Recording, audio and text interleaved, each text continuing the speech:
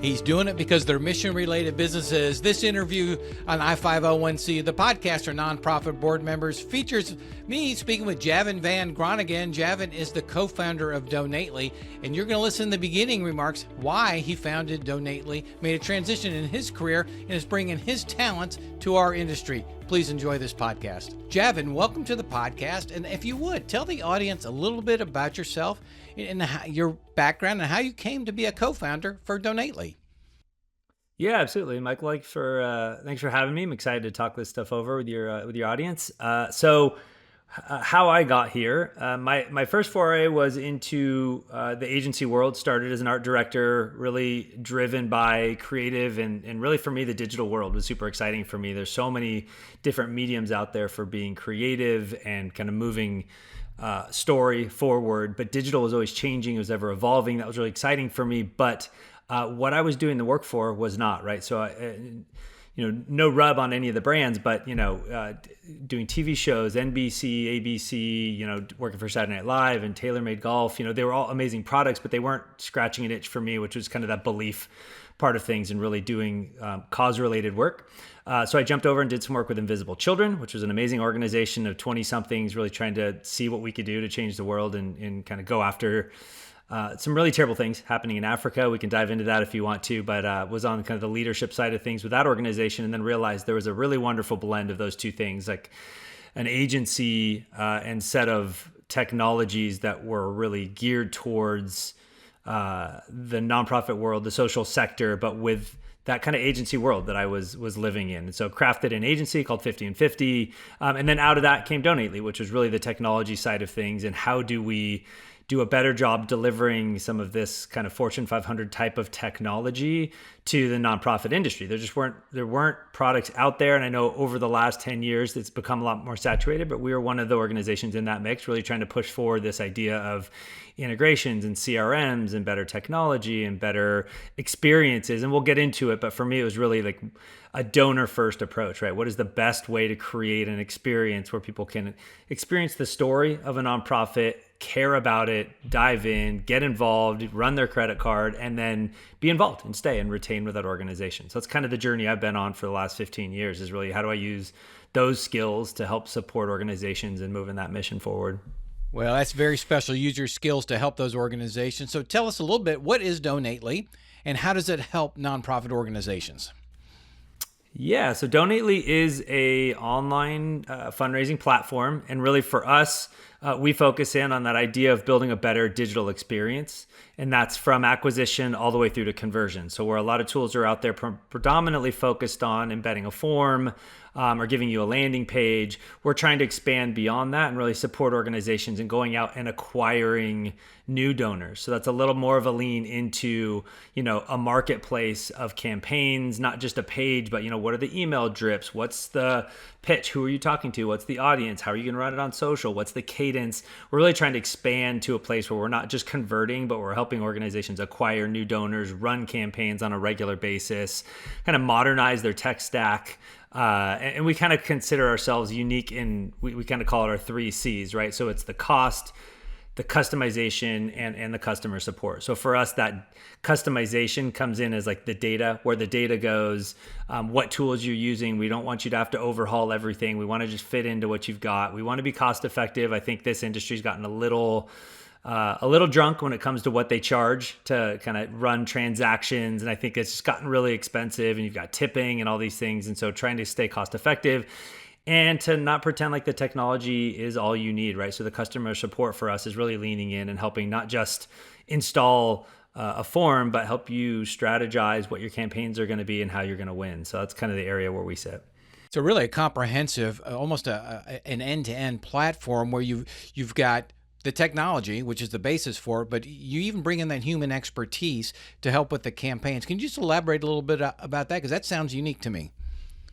Yeah, it definitely is. And I think you heard it in the background, right? Coming from that agency world, I'm trying to help solve multiple things, right? And the technology is the scalable piece. I think if you look in the market, there's a lot of tools that have now gotten out there and created really awesome SaaS, kind of software as a service or transaction-based tools. And there's a lot of good ones out there. But I think that really just focuses in on a conversion conversation of, hey, can you can you convert donors that are showing up at your door?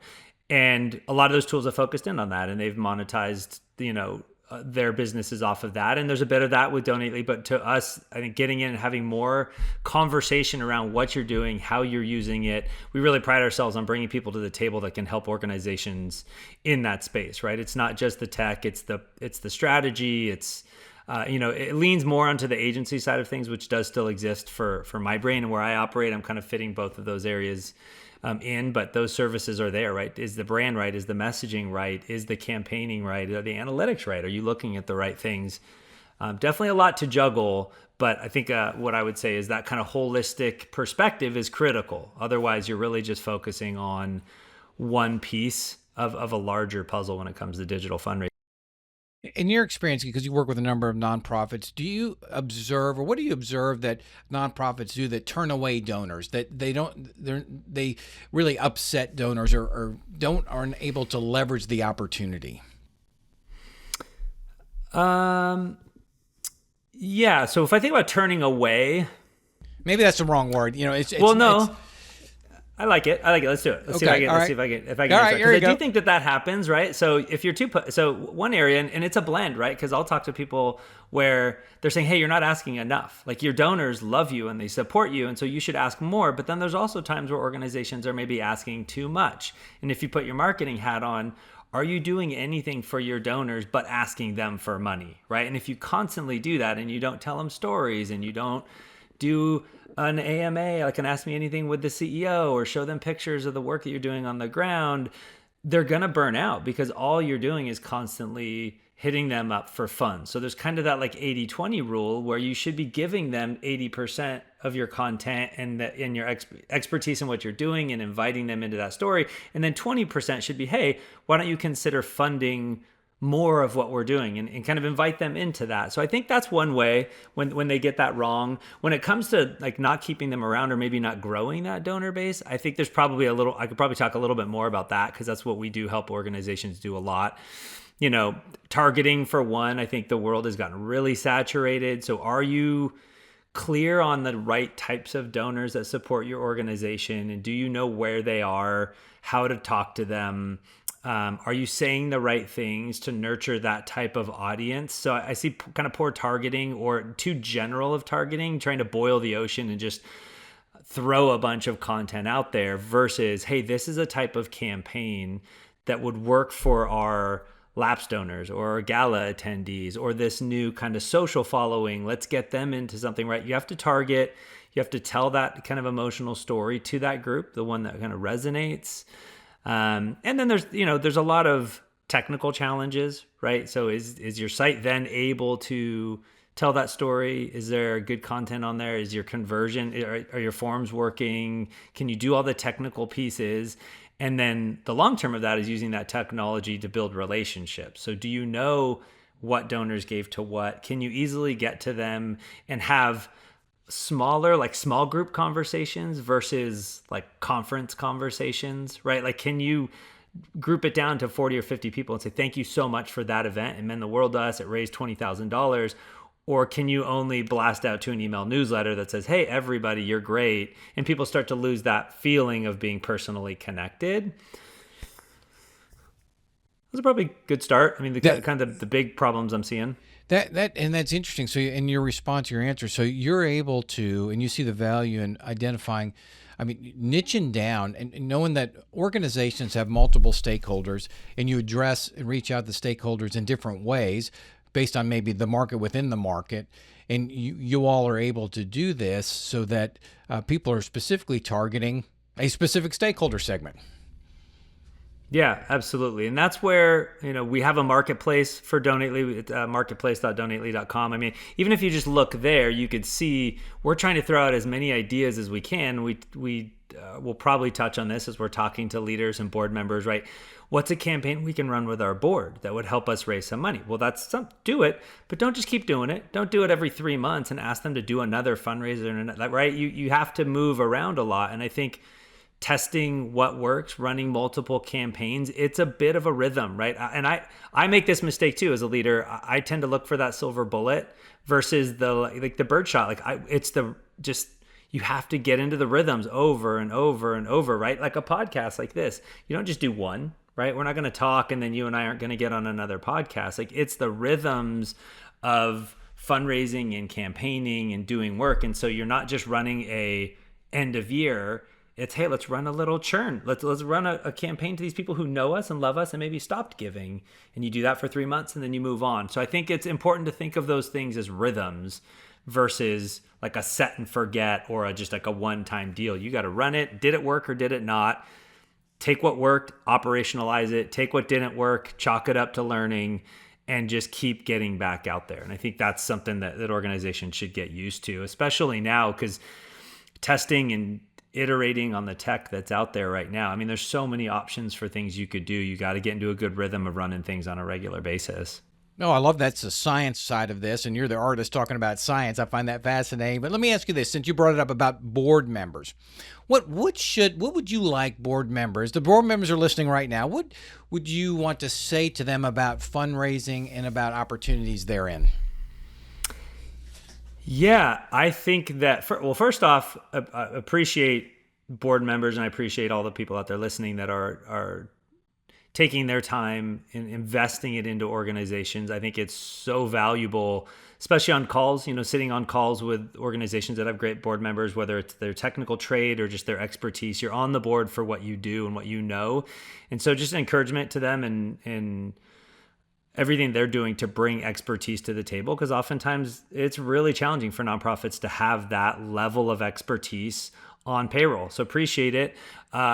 And then I'm going to ask you to do more, because that's just what nonprofits have to do, is ask you to do more with less.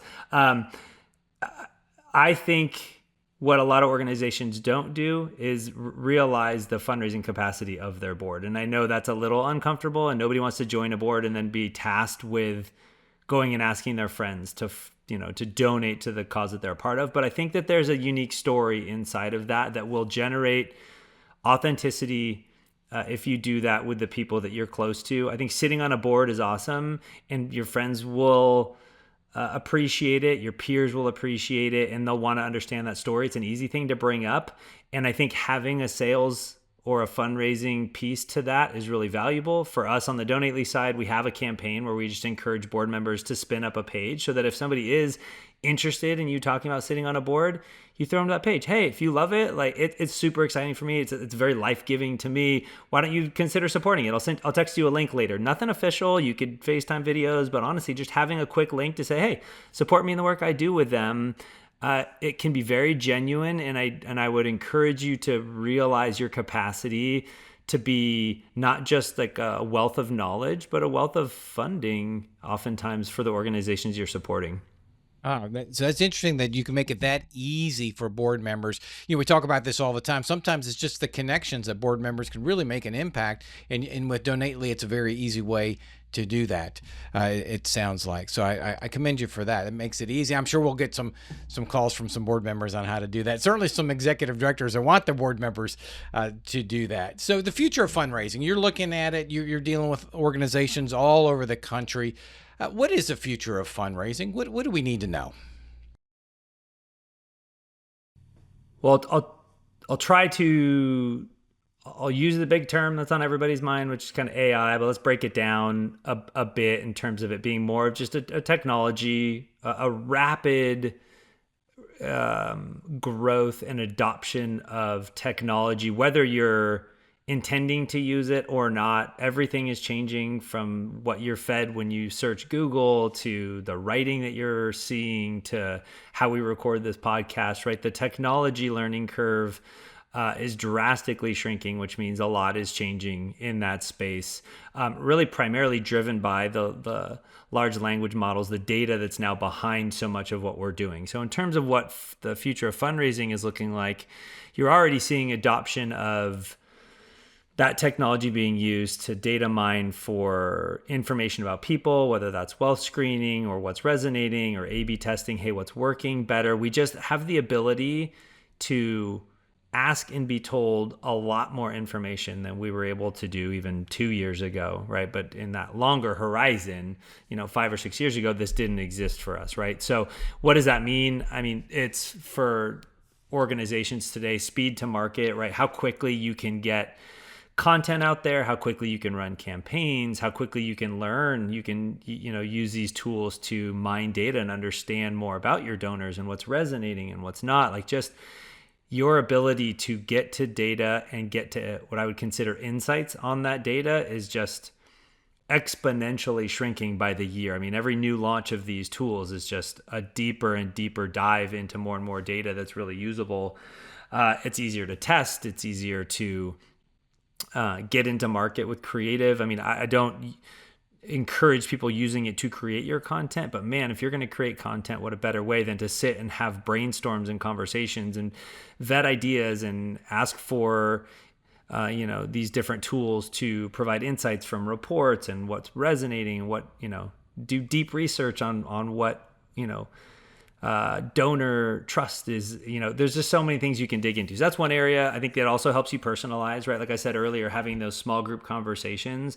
These are the tools that allow you to understand what those conversations need to be. How do you message more personally? How do you make your content responsive to the needs of these smaller groups? And again, being able to get out there with better pacing, more content, more out on social platforms, more out in email, things like that.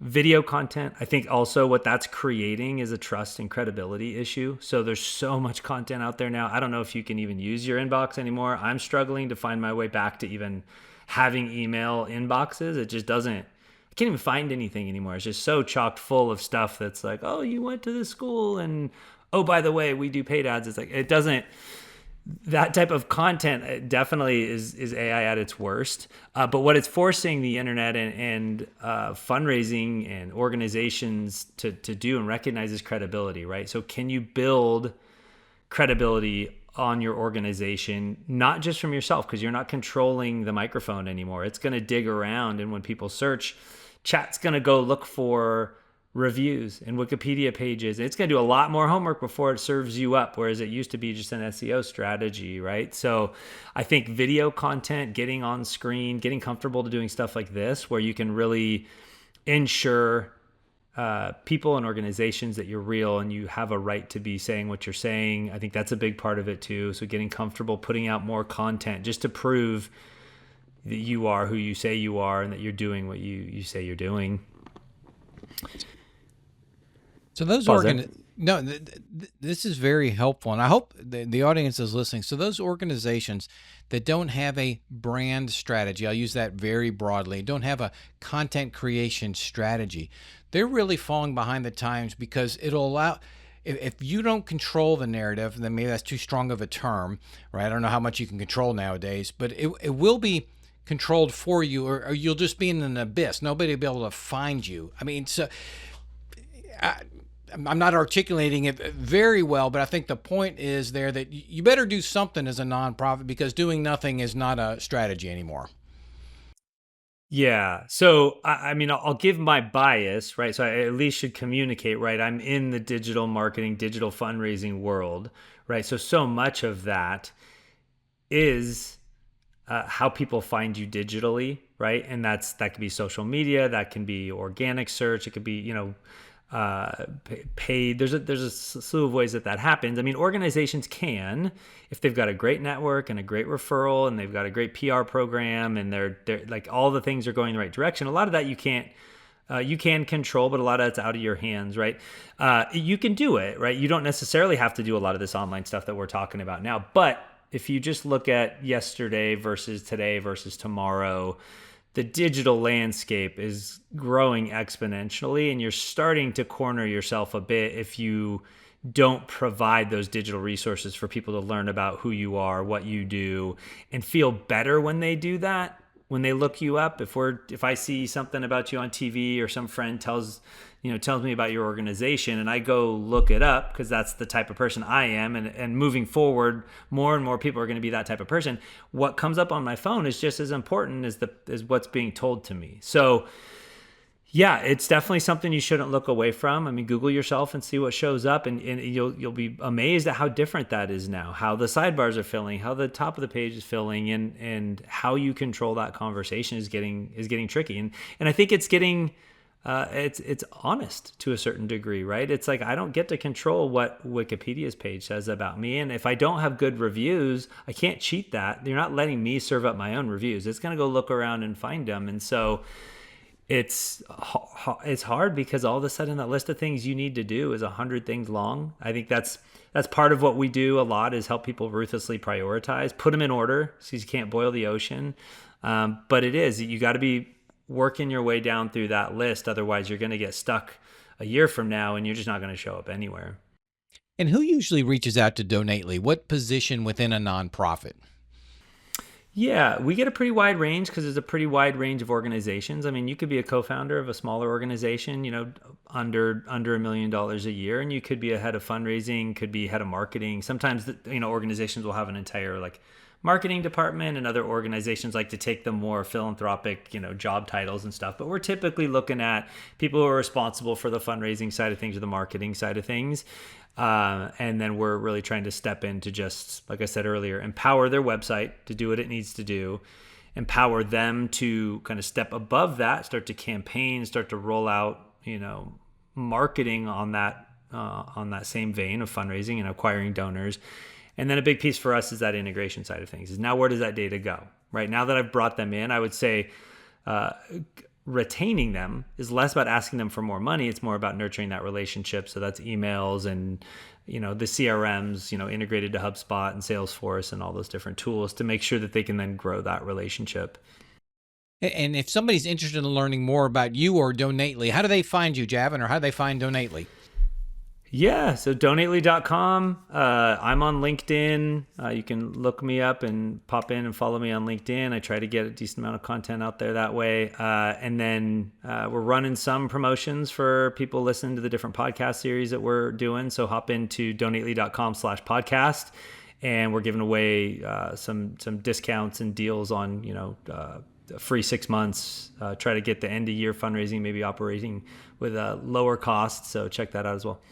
Oh, very good. So those of you out there who are looking at the year-end campaigns, this might be the opportunity for you to reach out to Javan Van Gronigen at donately.com. And you heard him and /podcast. Javan, I can't say thank you enough for coming on the podcast today and sharing your wisdom with the nonprofit board members and leaders, and you co-founding Donately. Thank you so much. I appreciate being on, Michael. It was a lot of fun. All right, ladies and gentlemen, now it's recapping with Reed. Reed, 3 takeaways from our interview with Javan. Javan had some really interesting points about what nonprofits do that potentially turn donors away. And one of those things is understanding how frequently you should be asking. It's not every single email. He said the 80-20 rule applies here too. Share 80% of the time, share stories, and then ask 20% of the time. So it's a nice balance that you're not just always asking. Yeah, very nice framework here articulated. Number 2. Nonprofits don't realize the full fundraising capacity of their board. We all understand the wealth of knowledge that the board brings, but they also can bring a wealth of funding. Well, and he mentioned a way that he can tee it up very easily for board members. I thought that was intriguing. And number 3, Reed. I really liked Javan talking about that video content can really build trust and credibility. For nonprofits, this can be with your donors, but just in general for everybody. If you can get comfortable talking into a microphone and into a camera, that is only going to be a positive thing as we move forward in this society. Very good point. Just like people can watch this video of us speaking right now on thecorleycompany.com. Wait, hold on YouTube, The Corley Company. I don't even know where to find it. I'm just kidding. But you can watch this, and this will not be a bleeper. We will not cut this part out. So there you have it, ladies and gentlemen. This week's I-501 see you, and we will I-501 see you next week.